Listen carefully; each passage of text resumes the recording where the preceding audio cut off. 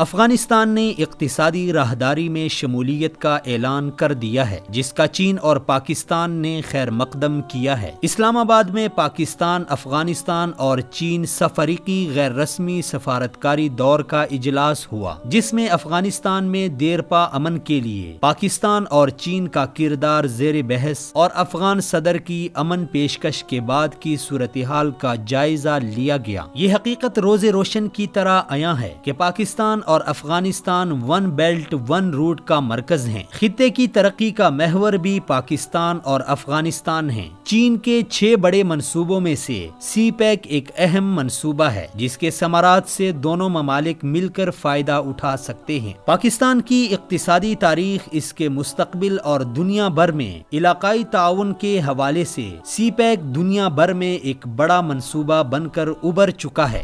50 ارب dollar کی سرمایہ کاری سے سی پیک کا شمار علاقائی تعاون کے حوالے سے دنیا کے سب سے بڑے منصوبے کے طور پر ہو رہا ہے۔ ون بیلٹ ون روٹ کے چینی منصوبے میں متعدد کوریڈور ہیں، ان سب میں سب سے اہم اور نمایاں سی پیک ہے۔ چین پاکستان اقتصادی راہداری منصوبہ نہ صرف پاکستان کے لیے اہم ہے، بلکہ یہ ایشیا کی معیشت اور علاقائی تعاون کے حوالے سے بھی اہمیت کا حامل ہے۔ سی پیک 2014 سے لے کر 2030 تک کا منصوبہ ہے۔ اس دوران یہ مختلف مراحل میں مکمل ہوگا۔ پہلے فیز میں بنیادی اہمیت انفراسٹرکچر اور ان مسائل کے خاتمے پر دی گئی ہے جن کی وجہ سے ہماری معیشت ترقی نہیں کر رہی تھی۔ اس منصوبے سے تقریباً 42 ممالک فائدہ اٹھا سکیں گے، جس میں ایک افغانستان بھی ہے۔ اس منصوبے میں افغانستان کا شامل ہونا انتہائی ضروری ہے، کیونکہ پاکستان اور افغانستان کے تعلقات کی نوعیت دوسرے پڑوسی ممالک کے مقابلے میں بہت مختلف ہے۔ پاکستان کا قدرتی محلی وقوع ایسا ہے کہ اس کے شمال میں چین اور تاجکستان، مشرق میں بھارت، مغرب میں افغانستان اور ایران، جنوب میں بحر ہند واقع ہے۔ پاکستان کی سرحدیں افغانستان اور بھارت کے ساتھ زیادہ طویل ہے۔ افغانستان پاکستان کے ساتھ گہرے تاریخی، ثقافتی اور مذہبی رشتوں سے منسلک ہے، بلکہ اگر یہ کہا جائے تو بے جا نہ ہوگا کہ افغانستان اور پاکستان کی عوام نسلی رشتوں سے بھی جڑے ہوئے ہیں۔ سرحد کے دونوں جانب کئی قبائل مشترکہ خاندانوں کے حامل ہیں۔ اس لحاظ سے پاکستان اور افغانستان ایک دوسرے کے بغیر نامکمل ہیں۔ افغانستان میں بادشاہت کے بعد اشتراکی نظام کے حامل حکمرانوں کا دور آیا، تب بھی دونوں ملکوں کی عوام میں اسلام کا رشتہ قائم رہا۔ پھر جب سوویت یونین نے افغانستان پر قبضہ کر کے پاکستان کی جانب بڑھنے کی کوشش کی تو افغان مجاہدین نے پاکستان کی مدد سے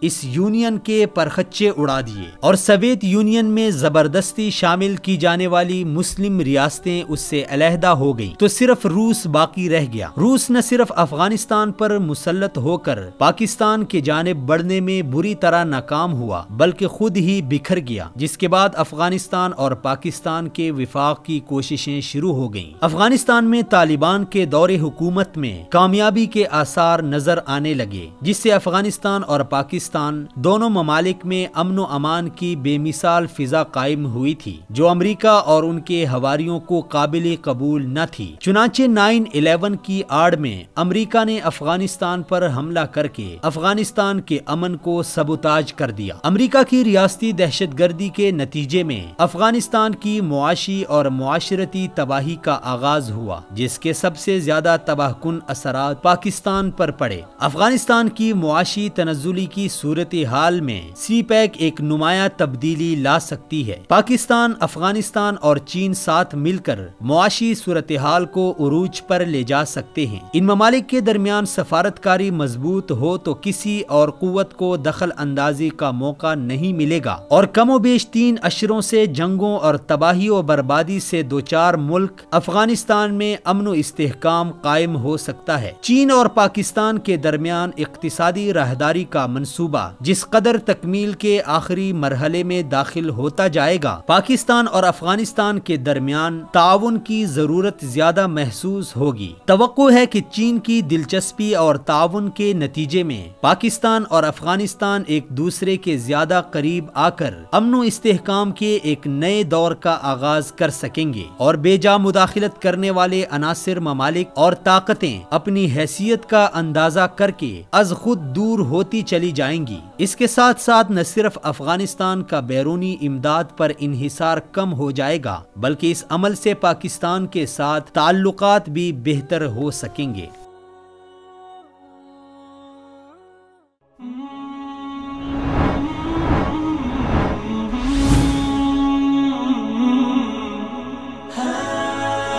دنیائے اردو کا درخشاں ستارہ وصال اردو۔